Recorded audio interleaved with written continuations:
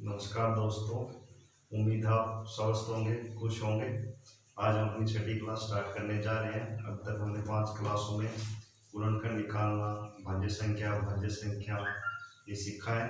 और आज हम अपना उसी टॉपिक को थोड़ा सा आगे बढ़ाते हुए जो एग्जाम से रिलेटेड क्वेश्चन आते हैं वो क्वेश्चन मैं आपको डायरेक्ट क्वेश्चन करवाऊंगा।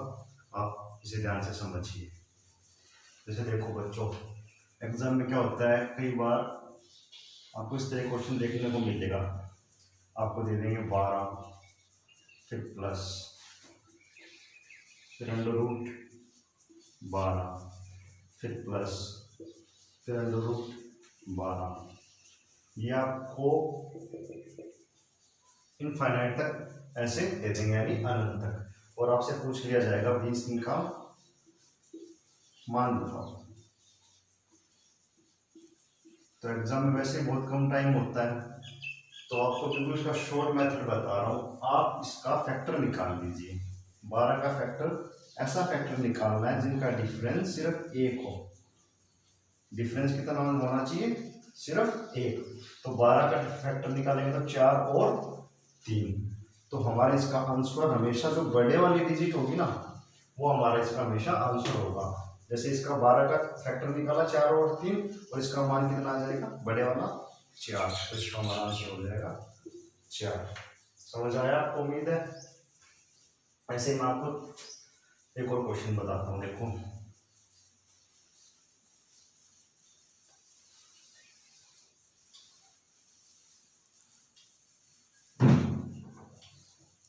मान लो आपको एग्जाम में दे दिया कि एग्जामिनर इस हिसाब से सेट करता है क्वेश्चन कि बच्चा उसमें कैलकुलेशन कम और माइंड ज्यादा लगाए। आपको दे दिया 20 प्लस 20 अंडर रूट प्लस 20, और ये इस तरह करते हुए अनंत तक है। और आपसे पूछ लिया जाएगा इसका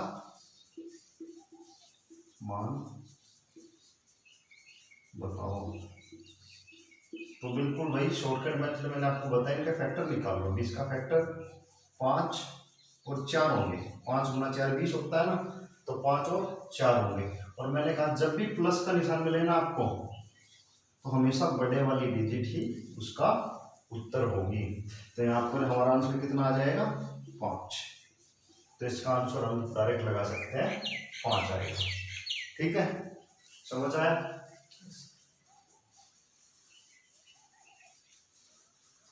ऐसा एक और बताऊं या ठीक है? एक डिफरेंस इसका दिमाग में भी ये रखना कि हमेशा फैक्टर का या जो हम जोड़े बना रहे हैं उनका डिफरेंस एक ही होना चाहिए। जो हम गुणनखंड निकाल रहे हैं उनका डिफरेंस एक ही होना चाहिए। और आप देख लो ऐसी डिजिट कौन सी होगी बताओ। 42 ले लो, प्लस 42 प्लस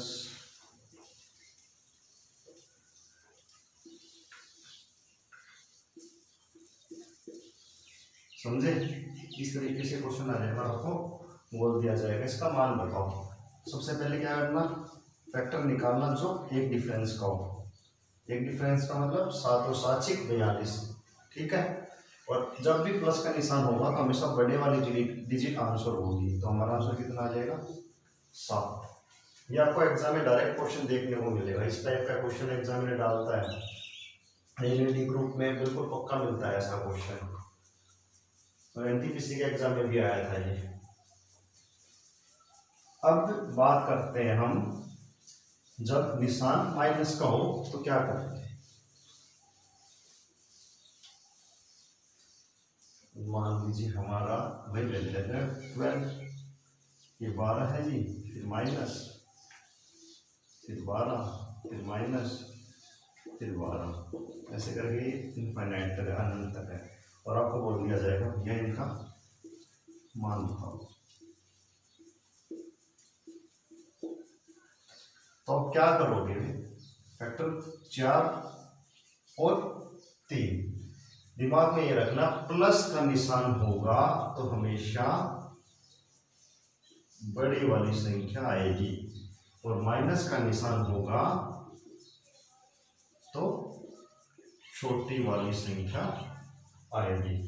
जैसे अब यहां से देखो, माइनस का निशान है तो छोटी वाली पे टिक कर दो। ऑप्शन में 3 नाम मिलेगा, 3 पर आप टिक कर दो। हमारा आंसर कितना हो जाएगा? 3। ऐसे आप मान लीजिए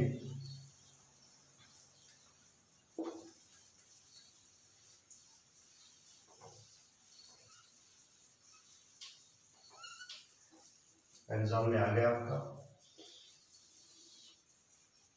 दिया 56 माइनस 56 ओ 56 फिर 56 4 बोल दिया, अनंत तक है। इसका मान बताओ, फैक्टर निकाल लीजिए। 8 और 7 माइनस का निशान दिखा, माइनस का मैंने कहा जब भी छोटी वाली संख्या होगी वो माइनस का निशान हो तो वो उसका उत्तर होगा। ठीक है, इस टाइप का क्वेश्चन आएगा तो आप कंफ्यूज नहीं होगे, उम्मीद है। चलो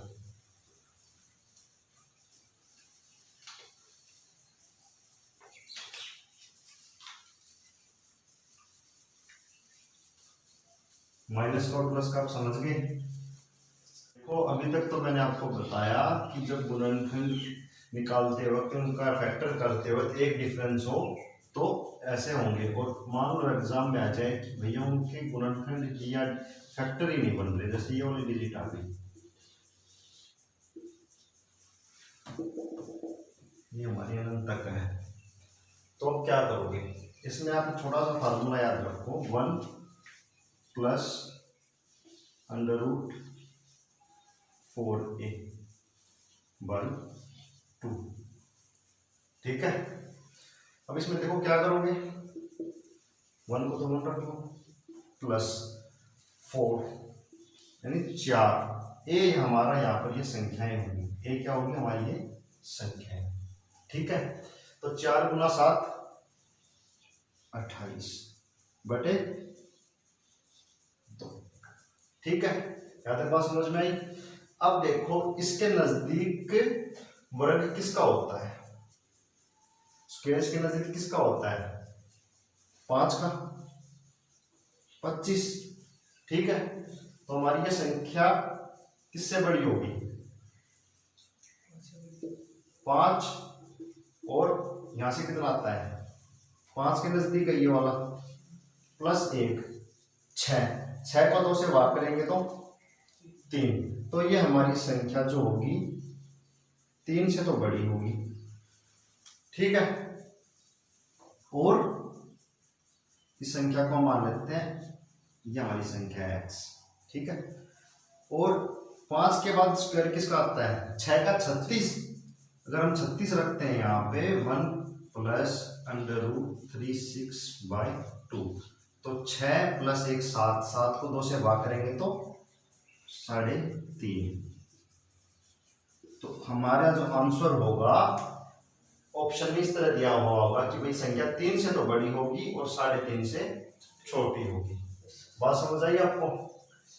चलो आपको मैं इसी टाइप का और क्वेश्चन लेता हूँ, करवाता हूँ। ये फार्मूला आप दिमाग में रख लेने से आप साइड में या तो लिख लो, भूल जाओगे तो कॉपी में नोट कर लेना अपना। 1 प्लस 4a बाई 2।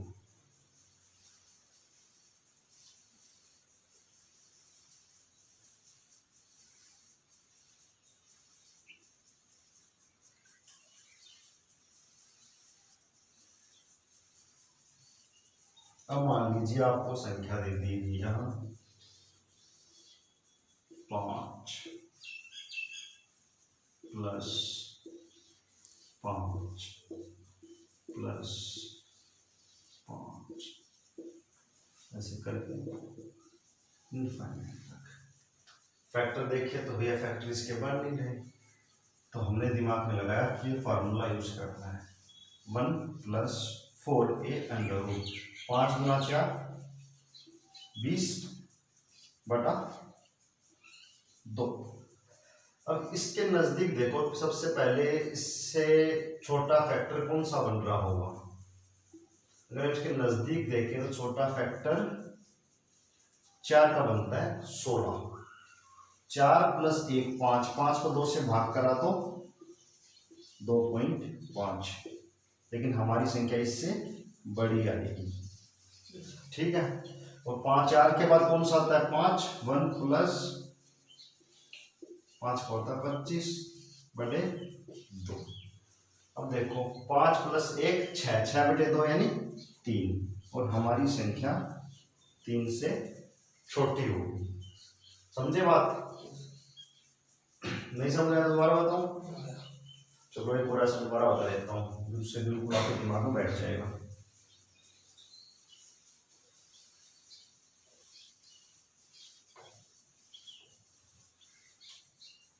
अब मान लीजिए आपका एग्जाम ले लीजिए भैया 13 प्लस 13 प्लस 13 इनफाइनाइट तक है।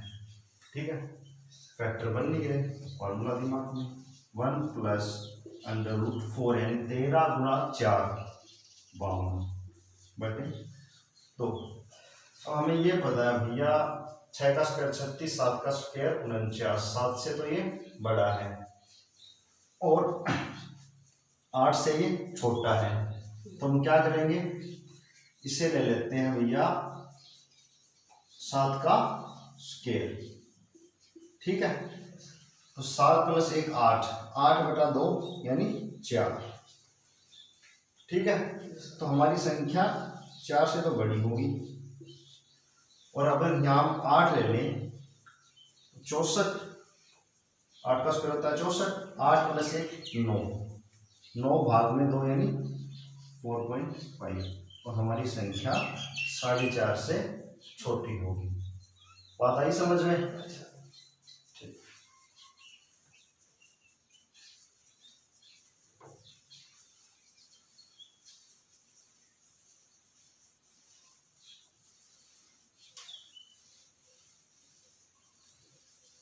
अब बात आती है कि जब डिजिट प्लस की जगह ये माइनस में आ जाए, जैसे यही मान लो आप 7 -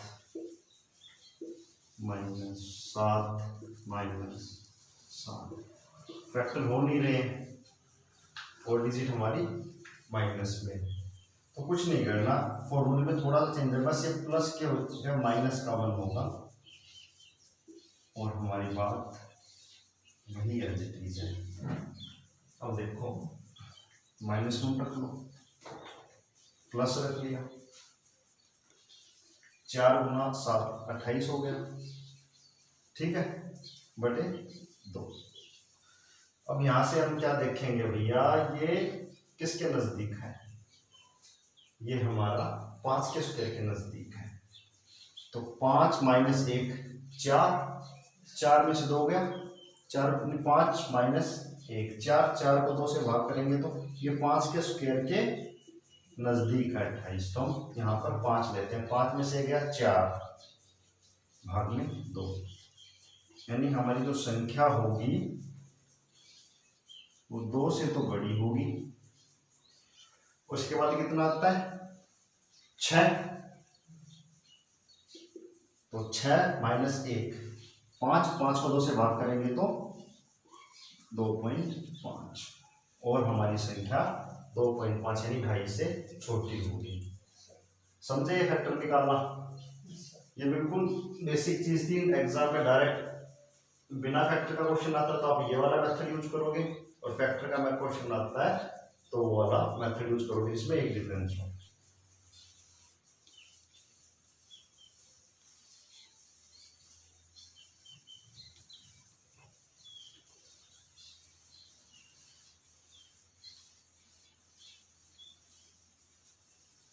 अब बात आती है हमारी, ये तो हो गई गुणा की। अगर आपको एग्जाम में मान लो ये मिल जाए कि भैया ए मतलब 16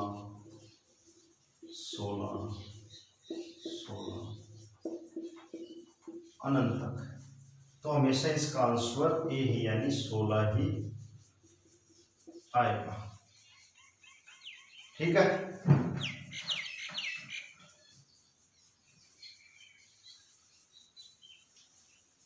ये तो वैसे एग्जाम में पूछता नहीं है, जो एग्जाम में पूछता है क्वेश्चन तो इस तरीके से पूछता है वो। आपको दे दिएगा ए, फिर ए यहाँ पे मान लो कोई भी संख्या है ए, कि भैया ये 7 टर्म तक कितनी होगी, 7वीं टर्म यानी 7वें पद तक ये क्या होगी। तो इसका एक फॉर्मूला है, आप ए को रख लो यहाँ, ठीक है, 2 की पावर कर दो n, जिस टर्म का n का मतलब है टर्म, ठीक है, और इसमें से माइनस कर दो 1 और इसके अपोन में कर दो n। अब जैसे देखो ये है भैया, सबसे पहले हमने आपको यहाँ पे बता दिया जी, आप रख लो यहाँ पे 8 √8 और ये करके आपको 7 टर्म तक बताना है, ठीक है। तो क्या करो, एक की जगह तो रख लो 8 को और 2 की पावर n यानी 7 टर्म तक। अगर 2 को गुना हम 7 बार करते हैं, 1 2 3 4 5 6 और 7, 1 2 3 4 5 6 7, 2 दूनी 4 दूनी 8 दूनी 16 दूनी 32 दूनी 64 दूनी 128, 128 में से ये घटा दो, 100 कितना आएगा 127 बटे में n का मतलब ये हमारी 7वीं तक कितना आया था 128, ठीक है। इस हिसाब से हम ये क्वेश्चन करेंगे। जैसे आपको मैं और बताता हूँ, यह फार्मूला अपना दिमाग में रख लो।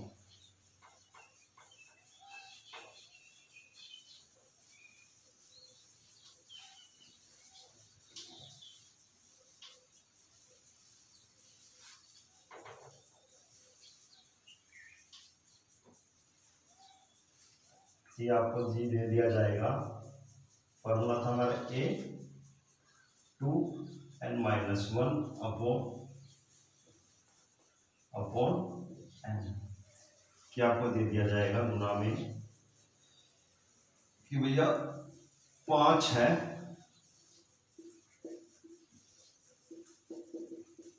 और ये आपको 6 टर्म तक निकालना है। तो क्या करो, 5 को रख लो और 2 गुना 2 गुना 2 मुझे 6 बार तक लिख लो, जितनी बार बोले 3 2 5 और 1 6 लिख लिया। अब देखो 2 दूनी 4 दूनी 8 दूनी 16 दूनी 32 दूनी 64, 64 में से एक घटा के लिख दो, कितना बचा 63 और बटे में 64, ये हमारा उसका आंसर होगा। उम्मीद है आपको इतना समझ में आया। नंबर सिस्टम में मोस्टली हमारा एग्जाम में जो पूछता है इनमें से 1 या 2 क्वेश्चन बनता है, जितना मैंने अभी तक आपको बताया।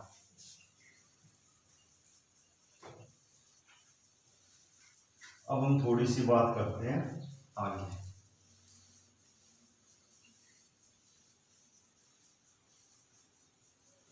तो मैंने अभी आपको नंबर सिस्टम में इतना कुछ बताया, उसमें थोड़े से मिसलेनियस क्वेश्चन होते हैं जो एग्जाम में कई बार पूछ लेते हैं। जैसे एक क्वेश्चन हमेशा कई बार मिल जाता है आवर्ती अंक से,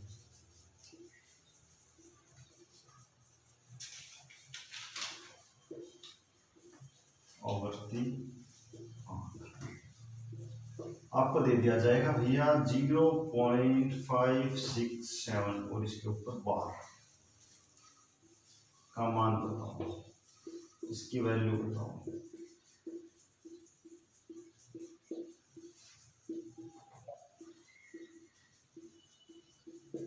कितनी होगी।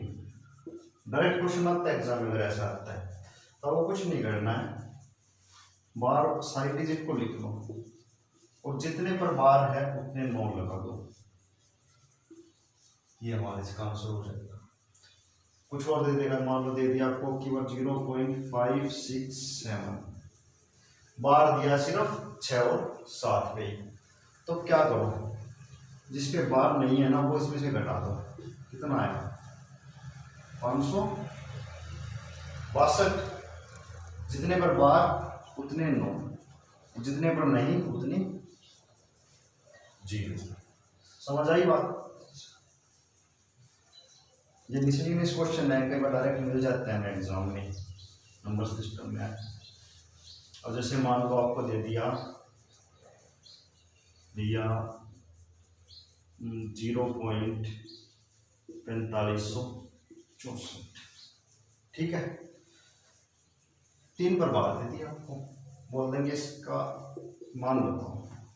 तो आप क्या करोगे, 4564 में से सबसे पहले 4 घटा दो, क्योंकि 4 पर बार नहीं है, तो कितना बचेगा 4560, ठीक है।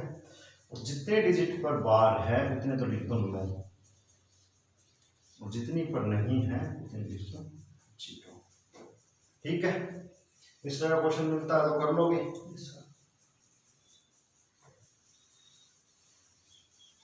ये हमारा आवर्ती अंक से अगर कोई क्वेश्चन बनता है।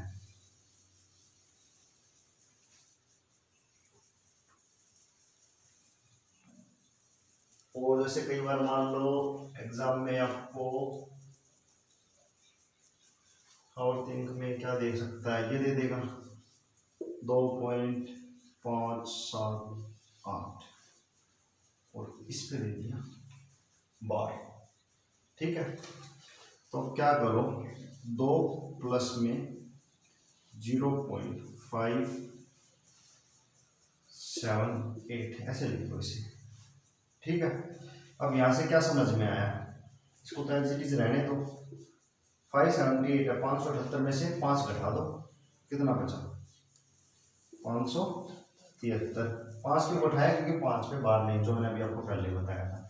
अब जितनी संख्या पर बार है उतनी तो 9 लगा दो, और जितनी पर नहीं उतनी 0, 1 पर नहीं था। इसे क्या लिख दोगे, 2 से ही 573/990, ठीक है। ये हमारे आवर्ती अंक में से अगर क्वेश्चन बनता है तो ऐसे हम इसे करेंगे।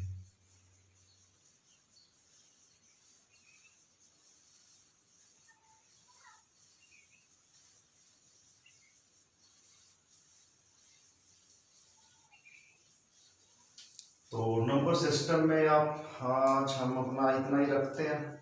कल अपना अगला टॉपिक शेषफल प्रमेय वो शुरू करेंगे, जिसे इंग्लिश में बोलते हैं रिमाइंडर थ्योरम।